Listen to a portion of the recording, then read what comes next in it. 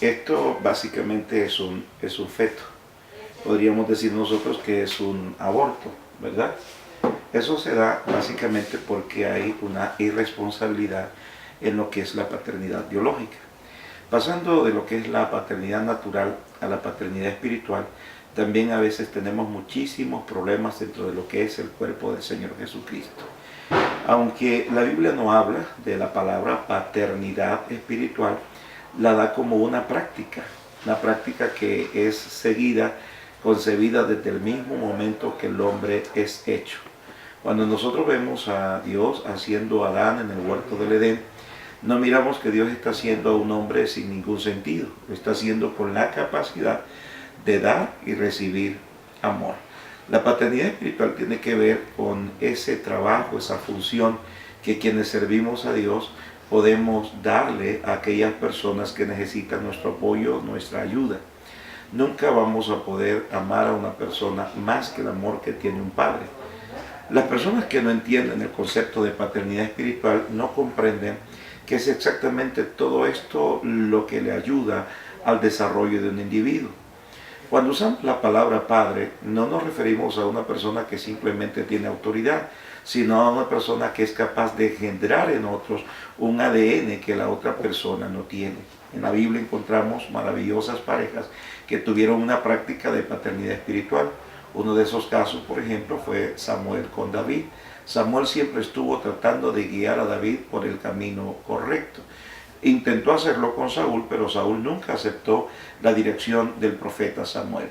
Otro caso bien típico en la Biblia es el caso de Elías y Eliseo. Nosotros incluso escuchamos a Eliseo gritarle al Señor, a su Señor, Padre, Padre, Padre mío, en el momento que Elías está ascendiendo hacia los cielos.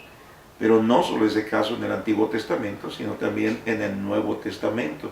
Una relación más espiritual que la que el Señor Jesucristo tuvo con sus discípulos. Y más adelante nosotros también miramos al apóstol Pablo con Timoteo. Son conceptos de paternidad espiritual que, aunque no aparecen la palabra paternidad espiritual en la Biblia, nosotros tenemos que entender que la Biblia está recorriendo una práctica que nosotros en nuestros días necesitamos. Ahora me dice usted, pastor, ¿por qué necesito yo tener paternidad espiritual? Bueno, porque la paternidad biológica ha sido dañada. Desde el momento mismo que Satanás atacó a Adán en el huerto del Edén y lo hizo pecar, la paternidad biológica fue absolutamente dañada.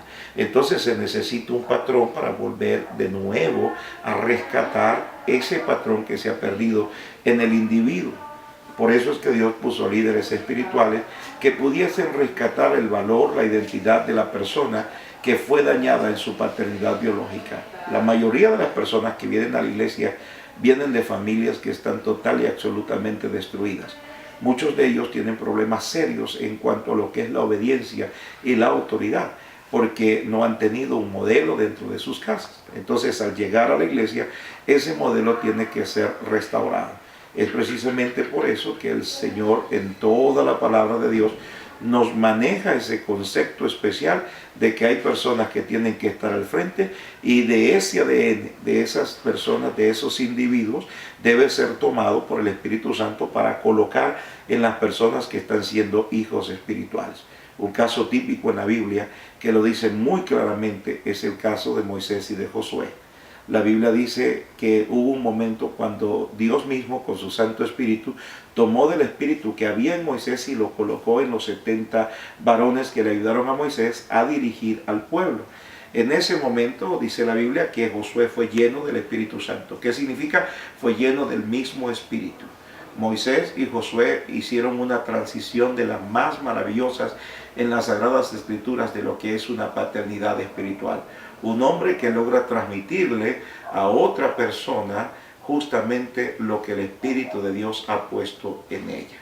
Entonces, cuando las personas no aceptan la paternidad espiritual en su vida, se están exponiendo al peligro de que Satanás no lo respete. Y no lo va a respetar sencillamente porque son huérfanos espirituales. No tienen una casa, no tienen un hogar, no tienen una identidad, no tienen absolutamente nada que Satanás pueda respetar en sus vidas. Así que mi hermano, la paternidad espiritual es tan básica, es tan elemental en la vida de un ser humano cuando quiere servirle al Señor. Quizá ahí en tu casa te rechazaron, quizá en tu casa te abandonaron. Gracias al Señor que no fuiste como este feto que tenemos aquí, un aborto. Aunque en el mundo espiritual hay mucha gente que realmente son un aborto. No me refiero a que son algo malo, me refiero a que tienen ministerios que nunca funcionan, a que tienen habilidades que nunca se desarrollan, a que tienen dones que jamás son utilizados para el avance de la obra global del Señor Jesucristo en la tierra. Generalmente son ministerios que se van perdiendo poco a poco, personas que incluso terminan totalmente alejadas de la iglesia y nunca lograrán desarrollar su verdadero potencial. ¿Quieres realmente crecer?